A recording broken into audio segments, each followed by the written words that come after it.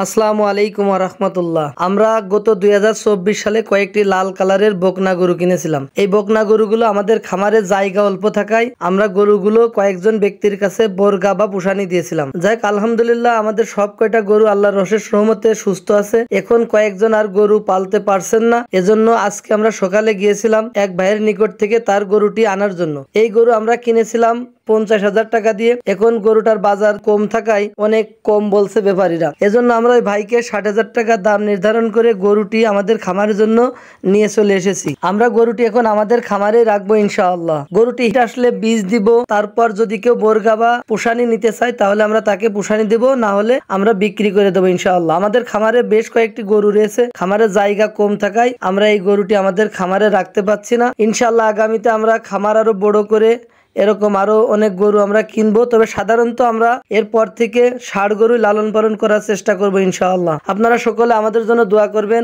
আল্লাহ তাআলা যেন আমাদের এই খামারি ব্যবসায় বারাকা দান করেন। পাশাপাশি ফেসবুকে যারা আমার এই ভিডিওটি দেখেন অবশ্যই পেজটি ফলো দিয়ে দেবেন, পেজটি শেয়ার করে দেবেন, যাতে ভিডিওটি অন্য সবাই দেখতে পারে, আমার মতো অনেকেই এরকম খামারি হতে পারে।